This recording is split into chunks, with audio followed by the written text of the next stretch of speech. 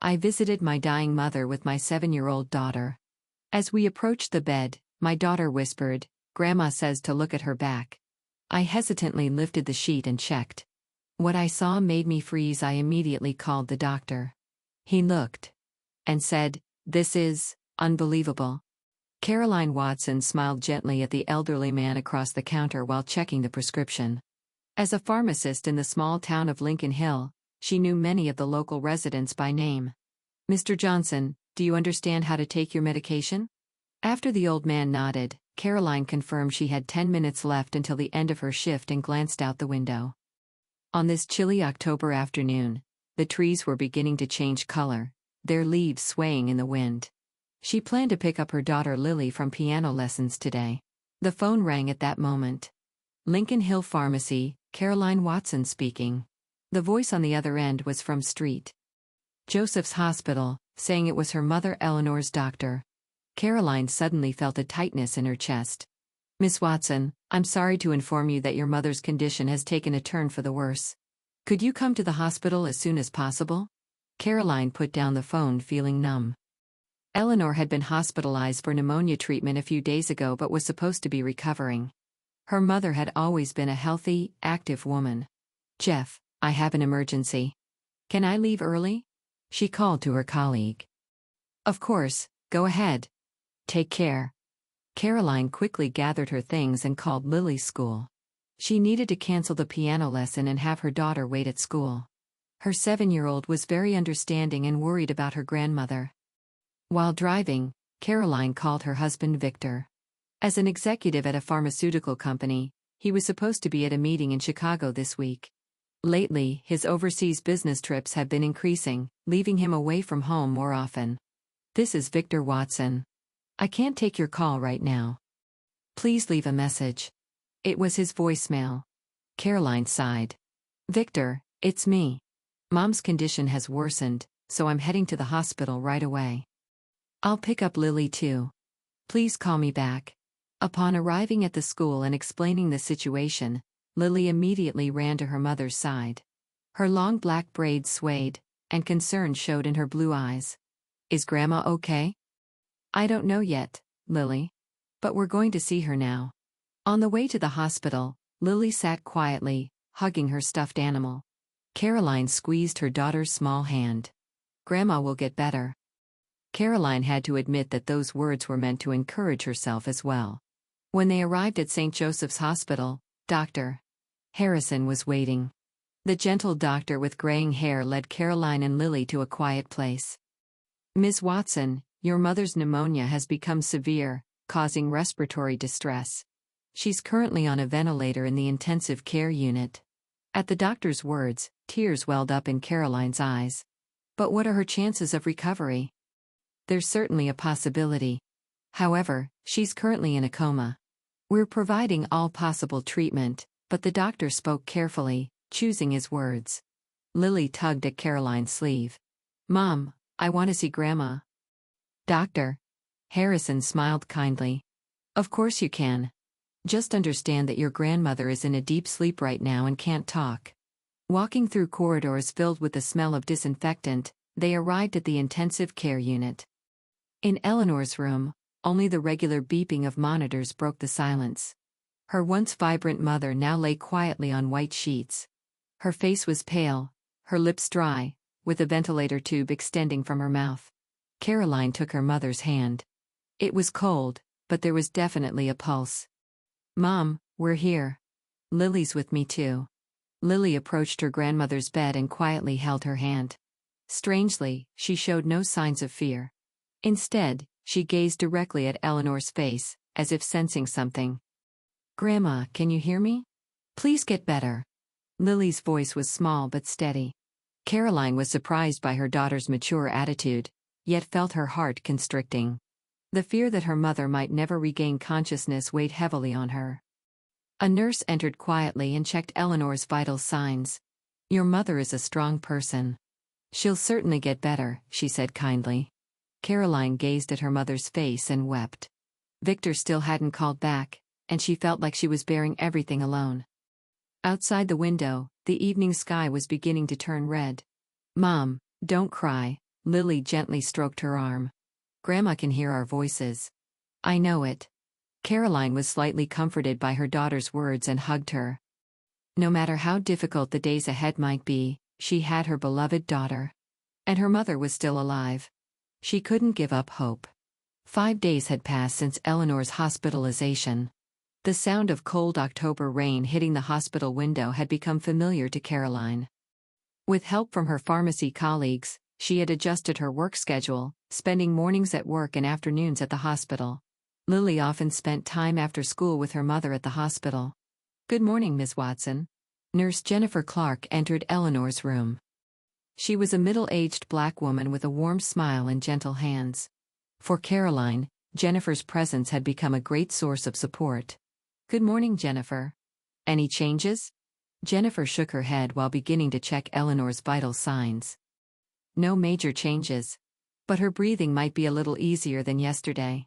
Still, Eleanor remained in a coma. Caroline took her mother's hand and applied moisturizing cream to her dry skin while thinking. Contact from Victor had been minimal. He rarely came to the hospital, citing his busy work schedule. Even last night, when he finally called, the conversation was brief. My business trip has been extended again. I'm sorry. His voice sounded tired. How is Eleanor? No change. When can you come home? I think I can be back by the weekend. It's a crucial time for the company's new drug project. You understand, right? Caroline pretended to understand, but dissatisfaction was growing inside her. Married to Victor for 10 years, she thought she understood the importance of his work. However, this distance during a family crisis was creating small cracks in her heart. Would you like some tea? Jennifer offered. You should take a break. The two sat facing each other in the cafeteria. Victor can't come? Jennifer asked gently. He seems busy with work, Caroline smiled wryly. The pharmaceutical industry waits for no one. That must be hard. Don't try to handle everything by yourself. As an experienced nurse, Jennifer had seen many families suffering. Her eyes were kind, yet had a sharpness that seemed to see through things. How's Lily? Does she understand the situation?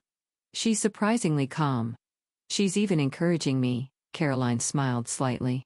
But sometimes she says strange things. Like what? She says Grandma talks to me. Even though she's in a coma. Jennifer nodded silently. Children sometimes sense things that we adults can't perceive. Caroline shrugged. Lily has always had a vivid imagination. When they returned to the room, Lily had arrived from school and was reading a picture book at her grandmother's bedside. Mom, you're back. Lily looked up. I was reading The 3 Little Pigs to Grandma. She can hear me. I'm sure she's happy about that. Caroline stroked her daughter's head. That evening, there was a knock at the door, and an unfamiliar young doctor entered. Are you Caroline Watson? I'm Dr. Parker. I'll be your mother's attending physician from today. He was in his early 30s, a man with an intellectual air. What about Dr. Harrison? He's being transferred to another hospital, he explained apologetically. I'm sorry for the sudden change. I've received all your mother's records. Dr. Parker continued while checking Eleanor's chart. Actually, I'd like to review your mother's treatment plan. I'm wondering if the current combination of medications is optimal. As a pharmacist, Caroline reacted sensitively to the doctor's words. What do you mean? The amount of sedatives being administered to your mother seems a bit excessive in my experience. With some adjustments, we might be able to hasten her recovery of consciousness. A small hope lit in Caroline's heart. Could you do that? Let's try a new prescription starting tomorrow, Doctor. Parker smiled kindly. Please don't lose hope.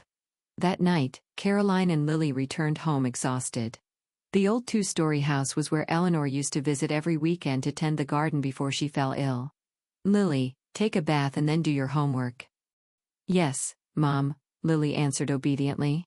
I'm going to make a charm for Grandma. While Caroline was preparing dinner, the house phone rang. She thought it might be Victor, but it was an unfamiliar woman's voice. Is Mr. Victor Watson there? My husband is away on business. May I ask who's calling? Oh, I'm sorry. This is customer service from the rental car company. There's an issue with Mr. Watson's credit card. What kind of issue? It's regarding a vehicle return at our Chicago branch. If he returns, could you ask him to call this number? After hanging up, Caroline felt something didn't quite add up. Victor was supposed to be in Chicago, so why would there be talk about returning a rental car? Telling herself it might be a misunderstanding due to fatigue, she headed to Victor's study. Opening the desk drawer, she found bundles of neatly arranged documents. Victor had always been meticulous. When she tried to check the business trip receipts, her eyes fell on a hotel receipt from New York, not Chicago. The date matched the period when Victor had claimed to be in Chicago. She began examining other receipts and noticed several instances where the locations in the past 3 months' travel records didn't match the destinations Victor had mentioned. Anxiety spread through her chest. "Mom, I took my bath." Lily's voice brought Caroline back to reality. She quickly returned the documents to their original place and closed the drawer. "Well done. Now, let's have dinner." At the dinner table, Lily suddenly said, "Grandma told me." "What did she tell you?" "That Dad is hiding something." Caroline nearly dropped her fork. "Lily, Grandma can't talk right now." "But I can hear her," Lily said with a serious expression. "Grandma said to keep an eye on Dad." Caroline wanted to think her daughter's words were just a product of childish imagination. However, combined with the discrepancies in the receipts, she felt an uneasy shadow falling over her heart. The next afternoon, the hospital corridor was quiet. Outside the window, a cold breeze was swirling up the autumn leaves. On her way to the room, Caroline was thinking about the receipt she had found last night. She had called Victor in the morning, but he was in a meeting and their conversation was brief. His voice had seemed rushed. "I'll definitely be back by the weekend," he promised. "I'm worried about Eleanor too." Caroline wanted to believe him. During their 10 years of marriage, Victor had been a faithful husband. At least she thought so. But now, seeds of doubt had been planted in her heart. When she entered Eleanor's room, Dr. Parker had just finished his examination. "Hello, Caroline. We started the new medication this morning. Your mother's respiratory condition is showing slight improvement." "And her consciousness?" "Not yet, but we've adjusted the sedative dosage, so there might be changes in the coming days." He smiled kindly. "Is Lily at school?" "Yes, but she plans to come here after school." After the doctor left, Caroline sat at Eleanor's bedside. Her mother's complexion seemed a little better. She took her mother's hand and spoke quietly. "Mom, can you hear me? Lily says you talked to her. Is that true?" Only the regular sound of the monitor answered. Caroline closed her eyes and exhaled deeply. Fatigue was overtaking her. At 3 o'clock, Lily rushed into the room. "Mom. The teacher said I could leave early today." "That's nice," Caroline smiled. "I was planning to read you a book we borrowed from the library." Lily took off her coat and sat quietly next to Eleanor. She gazed at her grandmother's face for a while, then took her grandmother's hand in her small one. "Lily, do you feel something?" Caroline asked, half jokingly. "Yes, Grandma seems better today," Lily answered with a serious expression. They spent some quiet time together. Caroline opened the book she had brought and began reading in a gentle voice. It was a story her mother used to read to her. Midway through, she heard Jennifer's voice from the hallway. "Excuse me for a moment." Caroline stood up. "Lily, stay with Grandma." While talking with Jennifer in the hallway, Caroline suddenly realized that Dr. Parker, who should have been on the afternoon shift, was nowhere to be seen. "Where's Dr. Parker?" "He was called away urgently to see another patient," Jennifer answered. "If you need anything, please let me know." As Caroline was about to return to the room, she heard Lily's voice. "Mom? Come quick." She hurried back to the room. Lily was standing beside Eleanor's bed, looking up at her mother with a confused expression. "What is it, Lily?" "Grandma says to look at her back." Lily's voice was small but clear. Caroline was momentarily speechless. Her daughter's serious expression made her hesitate. "Lily, Grandma can't talk right now." "But Mom," Lily insisted firmly. "Grandma is saying it. To look at her back. She says it's very important." Caroline was skeptical. As a pharmacist with scientific thinking, she wasn't one to believe in such unexplainable phenomena. However, with her nerves on edge due to her mother's condition and her husband's suspicious behavior, she couldn't ignore her daughter's words. "Can you check if anyone's in the hallway?" Caroline asked Lily. While Lily was leaning out the door to check the surroundings, Caroline approached Eleanor's bed. Gently tilting her mother's body, she opened the back of the hospital gown. At first, nothing seemed unusual. But upon closer inspection, she noticed multiple small needle marks arranged in an unnatural pattern on Eleanor's back. They were injection marks. As a pharmacist, Caroline knew what injection marks from normal medical procedures look like. These marks were clearly abnormal. Some were new, some slightly older. It was as if someone had been regularly injecting something. "Lily, could you go to the nurse's station and ask Jennifer to come here?" Caroline's voice was trembling. After Lily left, she examined her mother's back again. The needle marks were definitely there. They appeared to have been deliberately placed in positions that couldn't be medically explained. Dr. Parker's words came back to her. "The amount of sedatives being administered to your mother seems a bit excessive in my experience." The door opened, and Jennifer entered. "What's wrong?" Lily came running. "Jennifer, look at this," Caroline indicated her mother's back. "These aren't injection marks from normal treatment." The nurse approached and carefully examined Eleanor's back. Her expression changed. "This is not normal," Jennifer said quietly. "We don't normally give injections in a patient's back like this. Can you call Dr. Harrison?" Caroline asked. "Dr. Harrison has been transferred," but Jennifer hesitated. "Should I contact Dr. Parker?" "No," Caroline answered immediately. "Do you know where Dr. Harrison is?" "This is an emergency." Jennifer thought for a moment, then nodded. "I understand. I'll try to contact him." 20 minutes later, Dr. Harrison appeared in the room. He hadn't completely left the hospital yet and had been organizing files in his office. Caroline quickly explained the situation and showed him Eleanor's back. The doctor observed the injection mark silently for a long time. His expression gradually darkened. "This is unbelievable," he said tersely. "What do you mean?" Caroline's voice rose with tension. "These injection marks cannot be explained by normal medical procedures, Dr. Harrison carefully chose his words. "Especially this pattern and frequency. Are you saying something was being injected?" "That would be the reasonable conclusion," he answered with a grave expression. "We need to check the medical records." "Looking at the records, Dr. Harrison's brows furrowed even more. "There's evidence that unprescribed medications were administered. Particularly suspicious entries in the nighttime records over the past 2 weeks. 2 weeks ago, Caroline thought. That's around when Mom was first hospitalized for pneumonia." "Miss Watson, Dr. Harrison said with a serious expression.